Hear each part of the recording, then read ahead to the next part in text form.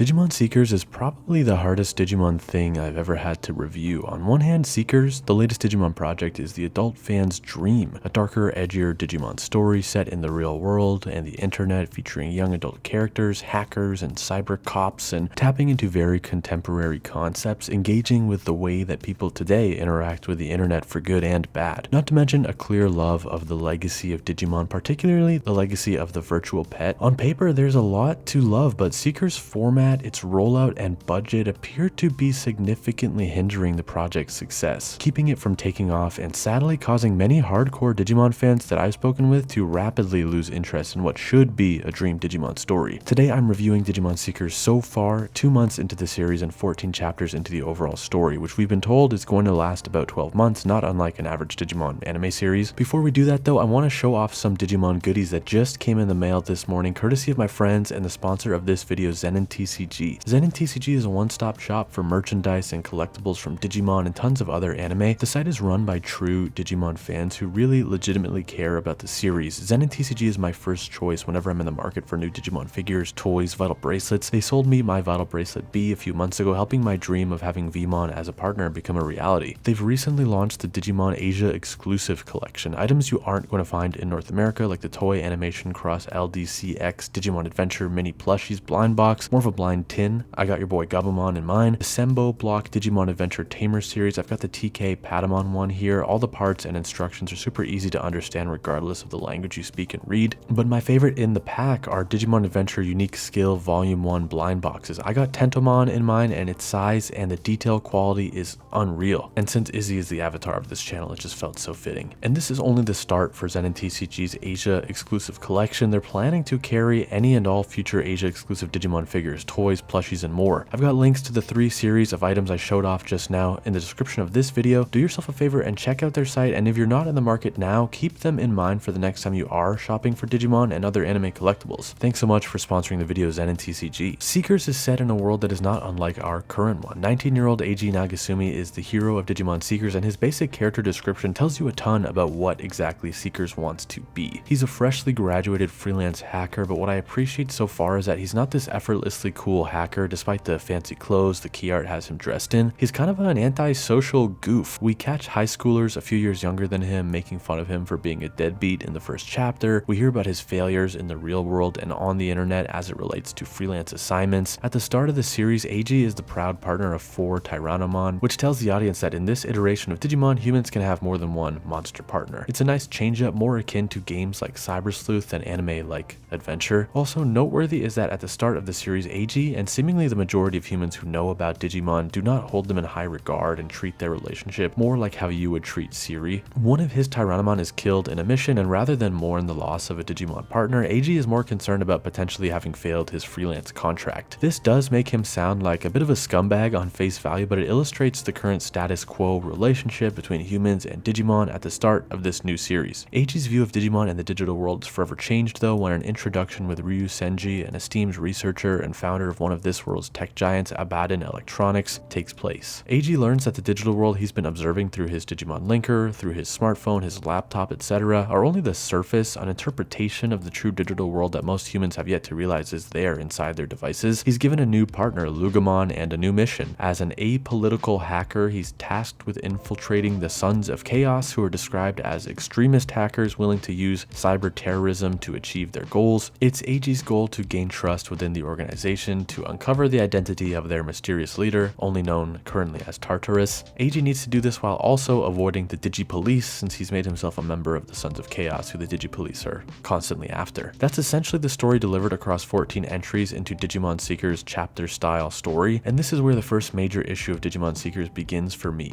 What I described to you just now feels like the amount of information you would normally receive after 2 or 3 episodes of an anime tops. We have a basic setup, some key characters, and a major goal that we can see will guide us for the next little while. But it took Digimon Seekers about 2 months to get to this point. Of course, Digimon Seekers is not an anime television series, and so bringing up 2 or 3 episodes is not an entirely fair comparison, but since it follows the weekly release cadence that Digimon anime historically have used, it feels bizarre to have covered so little ground after so many weeks. Many of the series chapters have also been incredibly short and lacking in information. One whole chapter was devoted to Eiji's time in the first floor lobby of Ryu Senji's company Japanese building where he poorly flirts with the receptionist. At least it seems he was flirting, or maybe she thought he was flirting, or the narrator joked that he was flirting. I couldn't really tell, and this is the next massive issue with Digimon Seekers, is that this online web novel is either very difficult to understand or so simple that it lacks the sort of quality and human touch you would hope for from a good story, not just Digimon story. When it was announced during Digimon Con, Seekers was proudly described as going to be a multinational, multilingual release. Quote, "We plan to release it in Japanese, English, and Chinese, so I hope Digimon fans everywhere will be excited." It sounded great, but fans quickly learned in the first chapter that the official English release was little more than Digimon Web's built-in translation, which is either entirely machine translated, which it seems to be, or has only been slightly touched by a real human doing the most bare-bone literal translation of the Japanese text. This was a devastating revelation and a bit of a deal breaker for some fans that I have spoken to. Some Digimon enthusiasts who really want to love Seekers have taken it upon themselves to essentially localize the chapters themselves, adding a bit more context and quality to the skeletal translation. But since the Digimon Web version is the version of the story that Digimon felt comfortable and confident presenting to the world, my review is based on that version. Digimon Seekers English translation is frankly the best argument I've ever seen for localization versus literal translation in the favor of localization. Why you can't just port something from one language to another directly. When you just literally translate something, there are going to be hiccups and oddities that simply can't be translated. Digimon Seekers is full of these, in addition to typos and very silly formatting. Though Digimon Seekers is a web novel at its core, there are two video components to the project worth covering. One is the live action trailers that it seems Bandai and Digimon will release after major milestones in the story. One aside I can't stop thinking about is how Bandai seems to have ran the Digimon Seekers first trailer as a pre-roll ad online, earning 16 million views in 3 months and potentially confusing several million people into thinking a real live action Digimon project was in production, when what they would find if they followed through on the links in the description was that Digimon Seekers is not a live action show or movie, but a machine translated web novel. There's one other video component of Digimon Seekers that's slightly cooler, but something fans who don't speak Japanese will not be able to enjoy. It's more of an audio product technically, but on the Digimon Partners YouTube page, whenever they drop a chapter online, they also drop a 10 to 20 minute audio version that is read by the voice actor for Gamamon. There is some really fun sound design happening here, and I appreciate the effort. Unfortunately, very few Japanese fans appear to be consuming these. Although the first entry has 34,000 views, the last few have only 1.5k to 2.3k views each. We don't get to see numbers on how many people read the Digimon web version like the text version, but the YouTube numbers aren't painting an incredibly optimistic picture for how much interest there is in Digimon Seekers. I'm not giving up on Digimon Seekers, but I am going to let it build up again and then read a bunch, I don't know, in a few months. And I'm not the only one who sort of gave up or took a break from Digimon Seekers. I polled my followers on Twitter and got a few shocking results. Keep in mind, there's nothing scientific about a Twitter poll, but if you follow me there, you're probably a Digimon fan and you found me through my coverage of modern Digimon stories. So at the very least, I'm polling people who are interested in Digimon currently. I asked a pretty straightforward question: are you still reading Digimon Seekers? With 270 votes, 28.5% said yes, 46.7% said no, and 24.8% said, "What's Digimon Seekers?" This surprised me quite a bit at first, but some of the replies provide some explanations, and I'll let these speak for themselves. It lost my interest, to be honest. The drip feeding paragraphs really killed it for me. The second it turned into digital world equals metaverse, I lost immediate interest. As soon as I found out it was being machine translated, I lost all interest. They clearly don't care, so why should I care? I jump on occasionally, but the formatting and translations are painfully awkward to read. Only read it because it was so badly translated it became comedy gold. More power to people who like it though, but not me. I think the real tragedy here is that while many